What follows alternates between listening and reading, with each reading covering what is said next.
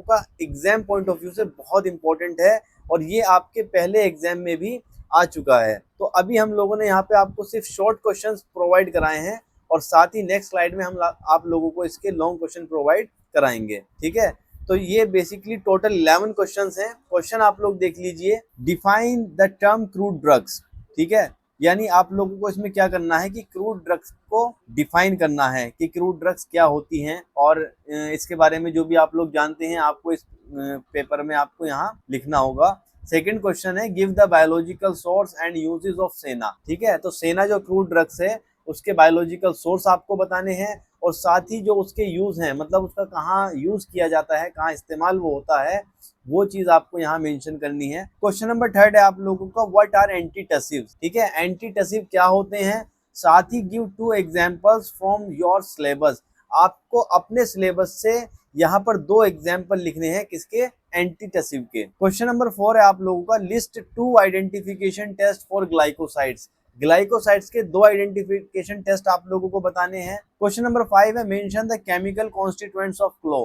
ठीक है, जो आप लोगों का एक्टिव कॉन्स्टिट्यूएंट होता है जो मेनली रिस्पॉन्सिबल होता है किसी भी डिजीज के लिए। मैं आप लोगों को हर वीडियो में ये बात बताता हूँ कि एक्टिव कॉन्स्टिट्यूएंट वो कॉन्स्टिट्यूएंट होता है जो कि आप लोगों की मेनली थेरेपेटिक एफिकेसी शो करता है। तो क्लो का कौन सा केमिकल कॉन्स्टिट्यूएंट है, कौन सा एक्टिव कॉन्स्टिट्यूएंट है जो उसमें प्रेजेंट होता है, वो आप लोगों को यहाँ पर मेंशन करना है। क्वेश्चन नंबर 6 है आप लोगों का differentiate between sutures and लिगेचर्स।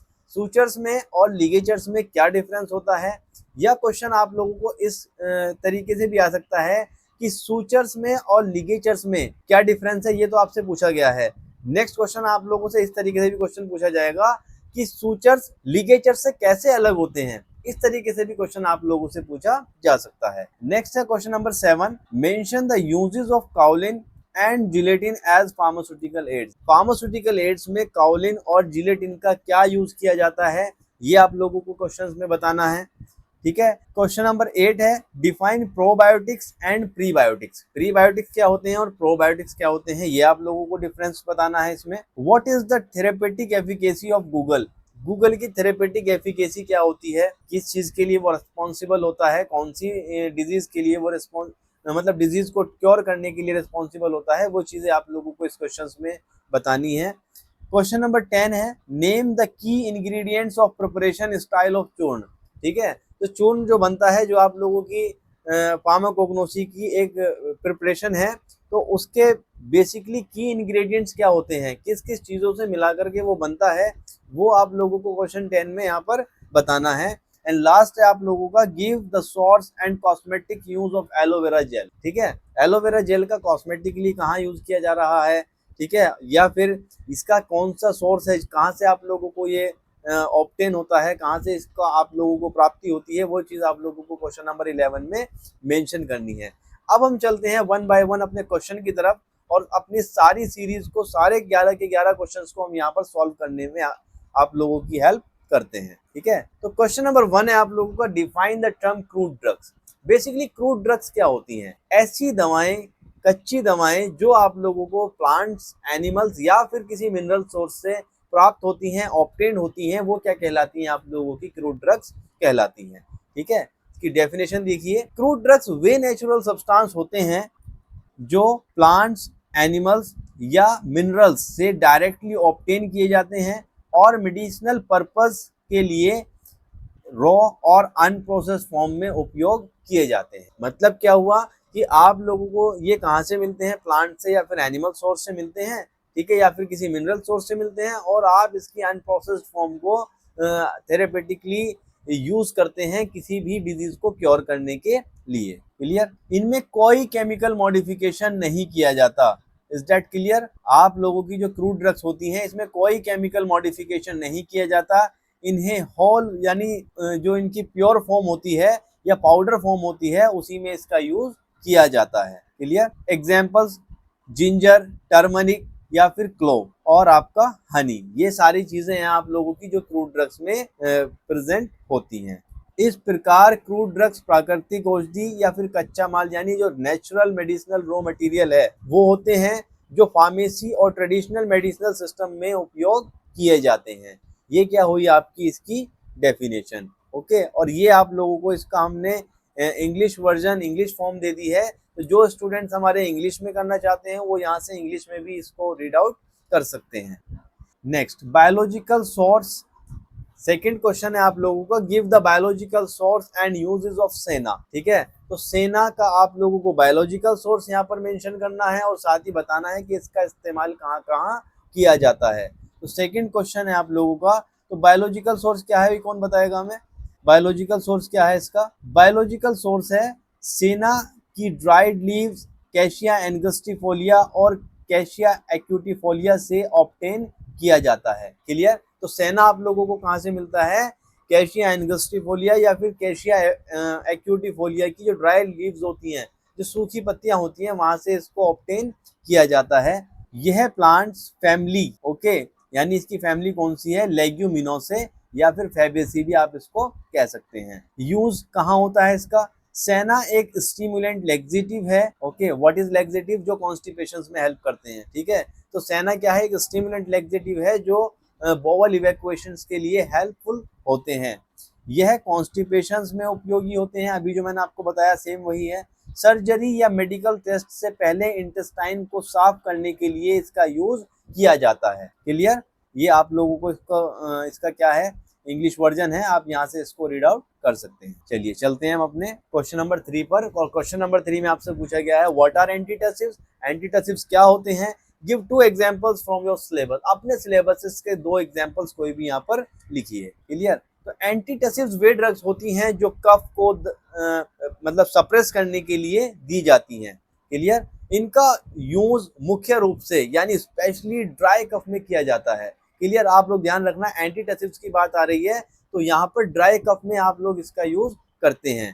Pharmacognosy में कुछ क्रूड ड्रग्स एंटीटसिव एक्शंस दिखाती हैं। For example vasaka, लिक्वराइस।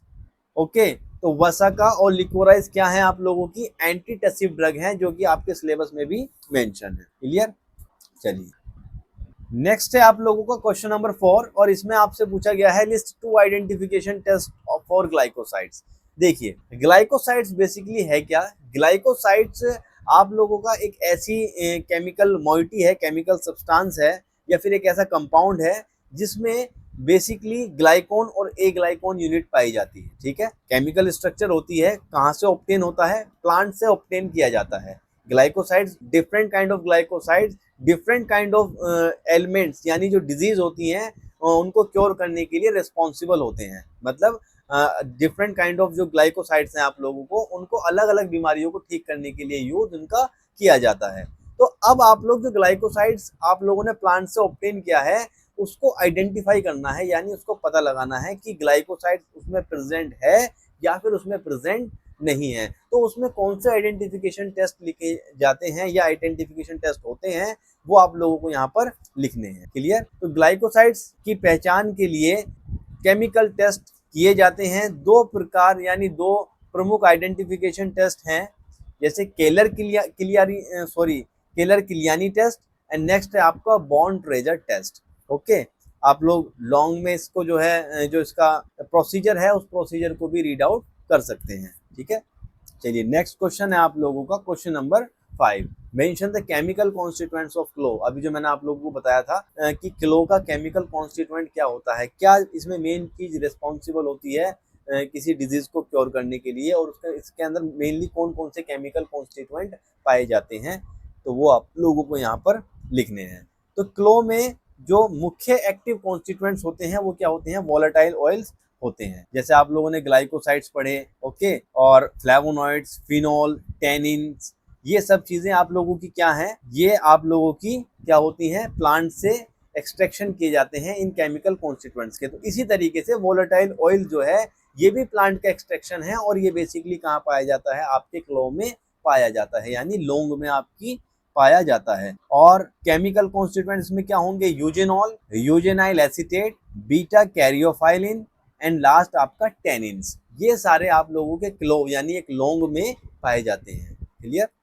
Question number 6 है, डिफरेंशिएट बिटवीन सूचर्स एंड लिगेचर्स। आप लोगों को यहाँ बताना है कि सूचर्स में और लिगेचर्स में क्या डिफरेंस होता है, या फिर सूचर लिगेचर से कैसे डिफरेंट होते हैं, ये आप लोगों को यहाँ पर मेंशन करना है। ठीक है, तो बेसिकली देख लीजिए, सूचर्स, ओके, वो थ्रेड्स या मटेरियल्स होते हैं जो वुंड एजेस को स्टिच करने के लिए यूज किए जाते हैं। बेसिकली किसी को कट लग गया, कोई एक्सीडेंटल कट हुआ हो या फिर कोई इंजरी हुई हो, तो उसको कट जो हुआ है उसको जोड़ने के लिए जिस थ्रेड का यूज किया जाता है दैट इज सूचर्स। उसको क्या कहते हैं? हम सूचर्स कहते हैं। इनका मेन ऑब्जेक्टिव जख्म को यानी जो इंजरी है उसको बंद करने और टिश्यूज को पास लाने के लिए किया जाता है।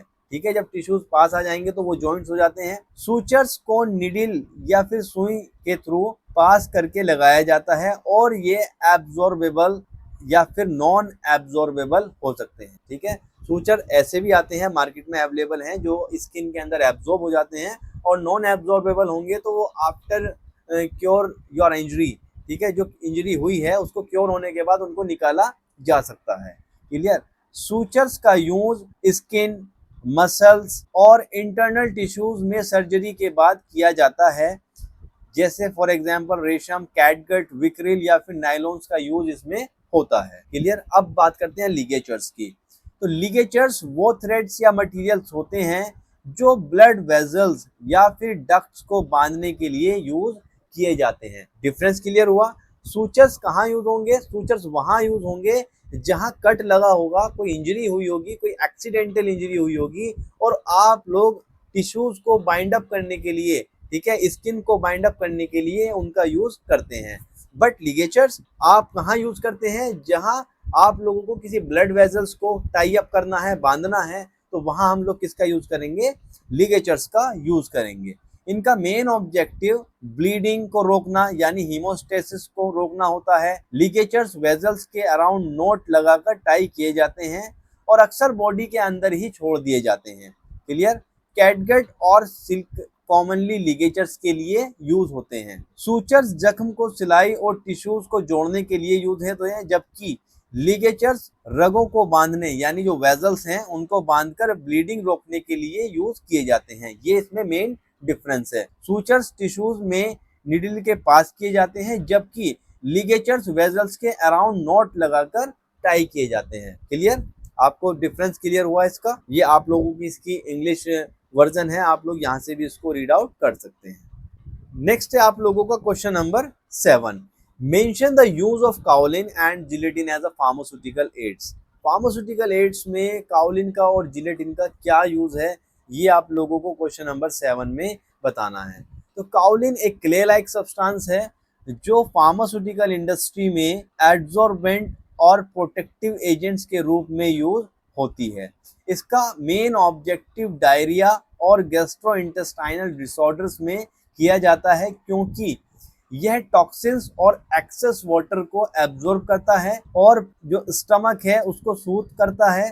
काओलिन को टॉपिकल फॉर्मुलेशंस में भी यूज किया जाता है, क्योंकि यह स्किन इरिटेशंस को कम करता है और मॉइस्चर्स को एब्जॉर्ब करता है। क्लियर? नेक्स्ट है आप लोगों का जिलेटिन। आप लोगों ने जिलेटिन तो जो बेसिकली हम लोगों के फार्मास्यूटिकल के स्टूडेंट हैं, फार्मा बैकग्राउंड से हैं, जिलेटिन वो मोस्टली पढ़ते हैं, क्योंकि कैप्सूल की जो लेयर बनी होती है वो भी जिलेटिन से बनी होती है। तो ये थोड़ा कॉमन सी टर्म है जो आप लोगों को एक समझ आने वाली है। क्लियर? तो जिलेटिन एक प्रोटीन डिराइव्ड सब्सटेंस है, ओके, जिसका यूज कैप्सूल्स, टैबलेट और इमर्शल्स में फार्मास्यूटिकल एड्स के रूप में यूज होता है। इसका मुख्य जो उपयोग है हार्ड और सॉफ्ट जिलेटिन कैप्सूल्स बनाने में होता है, जो ड्रग्स को इनकैप्सुलेट करके पेशेंट के लिए डोज लेना आसान बनाता है। जिलेटिन्स को स्टेबलाइजर्स, थिकनिंग एजेंट और फिल्म फॉर्मिंग एजेंट के रूप में भी यूज किया जाता है, जैसे च्यूएबल टैबलेट, जेलीज और वैक्सीन फॉर्मुलेशंस में भी इसका यूज होता है। क्लियर? क्वेश्चन नंबर 8 है आप लोगों का, define probiotics and prebiotics. Clear? Basically जो प्रोबायोटिक्स और प्रीबायोटिक्स हैं आप लोगों के मोस्टली डायरिया में यूज किए जाते हैं। जो गट हेल्थ होती है उसको इम्प्रूव करने के लिए इसका बेसिकली यूज किया जाता है। तो प्रोबायोटिक ऐसे लिविंग ऑर्गेनिजम्स होते हैं जो हेल्थ के लिए यूजफुल होते हैं, खासकर गैस्ट्रोइंटेस्टाइनल ट्रैक्ट के लिए। इनका मेनली ऑब्जेक्टिव्स गट माइक्रोफ्लोरा को मेंटेन करना और डाइजेस्टिव हेल्थ को इम्प्रूव करना होता है। फॉर एग्जाम्पल लैक्टोबैसिलस या बिफिडोबैक्टीरियम जैसे कुछ आप लोगों की ड्रग्स। ओके, तो ये सब क्या कहलाती हैं, आप लोगों की प्रोबायोटिक्स कहलाती हैं। लैक्टोबैसिलस जो कि आप लोगों को कर्ड से यानी दही से भी मिल सकता है, और मार्केट में इसकी बहुत सारी जो टैबलेट मैन्युफैक्चर, एलोपैथ में तो इसकी बहुत सारी मैन्युफैक्चरिंग कंपनी मैन्युफैक्चरिंग करती हैं टैबलेट्स भी, लैक्टोबैसिलस और बिफिडोबैक्टीरियम की, ये सब चीज़ें आप लोगों को मार्केट में अवेलेबल हो जाती हैं। तो ये किसकी कैटेगरी है, आप लोगों की प्रोबायोटिक्स। नेक्स्ट है प्रीबायोटिक्स। ये नॉन डाइजेस्टिबल फूड इंग्रेडिएंट्स होते हैं जो गट में बेनिफिशियल बैक्टीरिया के लिए ग्रोथ और एक्टिविटीज को प्रमोट करते हैं। क्लियर, यानी जो गट में आप लोगों को जो गुड बैक्टीरिया हैं उनकी ग्रोथ को प्रमोट करने के लिए इनका यूज किया जाता है। इन्हें खाने से शरीर के गुड बैक्टीरिया का पॉपुलेशन बढ़ता है, जिससे डाइजेस्टिव हेल्थ और इम्यूनिटी इंप्रूव होती है। For an example inulin, fructo oligosaccharides, ये सब चीजें इसके अंदर इंक्लूड होती हैं। क्लियर। नेक्स्ट है आप लोगों को question number 9, what is the therapeutic efficacy of Google. Google का थेरेपेटिक एफिकेसी बताइए। तो गूगल एक मेडिसिनल रेजिन है। ओके, जैसे आप लोग वोलेटाइल ऑयल्स पढ़े, ग्लाइकोसाइड्स को समझा, फ्लेवोनोइड्स आप लोगों ने पढ़ रखे हैं, इसी तरीके से आप लोगों का मेडिसिनल रेजिन है आपका गूगल, जो कॉमीफोरा वेटी से प्राप्त होता है। इसका मेन ऑब्जेक्टिव लिपिड मेटाबॉलिज्म और कार्डियोवैस्कुलर हेल्थ को इंप्रूव करना होता है। Therapeutic use hypolipidemic activity. Okay, hypolipidemic मतलब हाइपो का मतलब होता है लो या डिक्रीज, और लिपिडेमिक यानी लिपिडीमिया, ठीक है, यानी लिपिड का लेवल बढ़ जाना, उस एक्टिविटी को कम करने के लिए, यानी कोलेस्ट्रॉल लेवल को कम करने के लिए इसका यूज किया जाता है। ओके, एंटी एथेरोस्क्लेरोटिक, ठीक है, जो एथेरोस्क्लेरोसिस जो डिजीज होती है, मींस जो आर्टरीज हैं वहां पर एथेरोमा का डिपोजिशन हो जाना, प्लेक का जम जाना, यानी वहां पर आप लोगों की जो आर्टरीज वॉल्स हैं उन वॉल्स के ऊपर क्या होगा, देखिए आप लोग यहाँ देख लीजिए, मैं आपको यहाँ क्लियर करता चलता हूँ, थोड़ी एनाटॉमी है। ये आप लोगों की आर्टरीज है, यहाँ पर अगर प्लेक का डिपोजिशन होगा तो जिस वजह से आप लोगों का ब्लड पूरी तरीके से प्रॉपर फ्लो नहीं हो पाएगा और आप लोगों को बहुत सारी जो डिजीज हैं उनका सामना करना पड़ सकता है। तो उसके लिए भी जो क्या होता है कि उसके एंटी वर्क करता है, यानी एंटी एथेरोस्क्लेरोटिक एक्टिविटी शो करता है। क्लियर। नेक्स्ट है एंटी इन्फ्लामेटरी एक्टिविटी, यानी सूजन को कम करने के लिए भी इसका यूज किया जाता है। और गूगल आप लोग समझ चुके हैं, ये आप लोगों की इसकी इंग्लिश फॉर्म है, तो यहाँ से आप लोग जो इंग्लिश के स्टूडेंट है वो यहाँ से इसको पढ़ सकते हैं। क्वेश्चन नंबर 10 है भाई आप लोगों का, name the key ingredients of preparation of चूरन। चूरन की प्रिपरेशन बतानी है आप लोगों को। यहाँ पर चूरन एक पाउडर आयुर्वेदिक फॉर्मुलेशन होती है, क्लियर, जिससे हर्बल ड्रग्स को ड्राई करके फाइन पाउडर में तैयार किया जाता है। चूरन का main purpose easily digestible dose और क्विक एब्जॉर्प्शन प्रोवाइड करना होता है। देखिए आप लोग फार्मास्यूटिक्स में पढ़ेंगे, सॉरी मैं आप लोगों को यहाँ थोड़ा फार्मास्यूटिक्स का बता रहा हूँ। फार्मास्यूटिक्स में जब हम लोग पाउडर पढ़ते हैं तो बेसिकली पाउडर के जब हम एडवांटेज जानते हैं तो वहाँ एक एडवांटेज ये आता है कि पाउडर का जो एब्जॉर्प्शन रेट है वो एज कम्पेयर टू टैबलेट और एज कम्पेयर टू कैप्सूल ज्यादा होता है। वाई? क्योंकि उसका जो पार्टिकल साइज है वो बहुत छोटा है, आपके स्टमक में जाने के बाद वो बहुत इजीली एब्जॉर्ब हो जाता है और आपकी ब्लड स्ट्रीम तक पहुंचकर अपने एक्शन को देने का काम अच्छे से करता है। तो चूरन का भी क्या होगा, क्योंकि चूरन क्या एक पाउडर फॉर्म है जिसका एब्जॉर्प्शन रेट बहुत ज्यादा अच्छा आएगा। वाई? क्योंकि दिस इज पाउडर फॉर्म और इसका जो सॉलिड पार्टिकल्स है वो बहुत छोटा होगा, जिसका एब्जॉर्प्शन रेट आपके ब्लड स्ट्रीम में पहुंचने का ज्यादा हो। क्लियर। इस वजह से इसका जो एक्शन है वो बहुत अच्छा होने वाला है। कुछ की इंग्रेडिएंट्स जो आप लोगों से इसमें पूछे हैं वो आप लोगों को बताने हैं। हर्ब्स, यानी एक या मल्टीपल हर्ब्स का कॉम्बिनेशन हो सकता है। भाई आप लोग जड़ी बूटी मिलाकर कूट कर ही तो बनाओगे ना पाउडर, तो वो कूट कर जो आप लोगों ने बनाया तो वो एक हर्ब भी हो सकती है और आपकी 4 हर्ब भी हो सकती है। तो जैसे त्रिफला, हींग या पिपली या फिर ड्राई जिंजर के जो पाउडर्स आते हैं तो वो आप लोग इसमें प्रिपेयर कर सकते हैं। एक्सिपिएंट्स, कभी कभी फ्लो इंप्रूव करने के लिए इसमें स्टार्च, शुगर या फिर टॉल्क जैसी कुछ चीजें ऐड की जाती हैं। ओके, तो ये आप लोगों की एक बेसिक सी की इंग्रेडिएंट्स हो गया और ये आप लोगों के क्वेश्चन 10 यहाँ पर कंप्लीट हुए। क्लियर। सो एक लास्ट क्वेश्चन आप लोगों को और रहता है इसमें, give the source and cosmetic use of aloe vera gel. बहुत ही सिंपल सा है। एलोवेरा एक सिक्यूलेंट प्लांट है, यानी बड़ा फेमस सा प्लांट है जिसका साइंटिफिक नेम एलोबर्बिडेंसिस मिलर है। और एलोवेरा जेल की जो प्लांट लीव्स होती हैं, ठीक है, एलोवेरा का जो प्लांट का हेज है उसकी जो लीव्स होती हैं उससे ये निकाला जाता है, जो कि एक ट्रांसपेरेंट और म्यूसिलेजिनस सब्सटेंस होता है। म्यूसिलेजिनस मतलब म्यूकस वाला, जिसके अंदर थोड़ी क्या होगी, स्टिकीनेस होगी, थोड़ा चिपचिपापन होगा। तो इस तरीके से इसको निकाला जाता है, क्लियर। और बेसिकली इसका कॉस्मेटिक्स में बहुत यूज किया जाता है। वाई? क्योंकि एक अच्छा स्किन मॉइस्चराइजर है, स्किन को मॉइस्ट करने का काम करता है, सनबर्न से रिलीफ करता है, यानी जो यूवी रेडिएशंस होती हैं सन से आप लोगों की स्किन को डैमेज करने का काम करती हैं, उससे ये बचाता है। एंड लास्ट आपका एंटी एजिंग इफेक्ट देने का काम करता है, स्किन को डलनेस नहीं होने देता, ठीक है, स्किन को डल नहीं होने देता और स्किन को शाइनी और ग्लो बनाता है। तो ये चीज़ आप लोग इसमें कॉस्मेटिक यूज में लिख सकते हैं। आपका एक्ने ट्रीटमेंट, ठीक है, जिन लोगों को पिंपल्स की समस्या होती है उनके लिए बहुत बेनिफिशियल होता है, क्लियर। एंड लास्ट है आप लोगों का हेयर केयर, ठीक है, हेयर की हेल्थ के लिए इम्प्रूव हेल्पफुल होता है, यानी हेयर की हेल्थ को इम्प्रूव करता है, क्लियर। ये आप लोगों की इसकी इंग्लिश फॉर्म है, आप पढ़ना चाहें यहाँ से पढ़ सकते हैं। तो ये आप लोगों के टोटल हमने आप लोगों को 11 क्वेश्चन शॉर्ट करा दिए हैं। नेक्स्ट सीरीज में आप लोगों के जो लॉन्ग क्वेश्चंस रहते हैं वो नेक्स्ट स्लाइड्स में मैं आपको दे दूंगा, ठीक है। थैंक यू सो मच, जुड़े रहिए हमारे चैनल से और ऐसी नॉलेजेबल जो आप लोगों की वीडियो हैं उसको देखने के लिए हमारे चैनल से जुड़े रहिए और साथ ही वॉर्म फार्मेसी को डाउनलोड कर लीजिए, आपके प्ले स्टोर से ये ऐप मिल जाएगा, ओके। और आप लोग हमारे सब्सक्रिप्शन को ले सकते हैं और अपनी स्टडी को बहुत अच्छा इम्प्रूव कर सकते हैं। Thank you so much.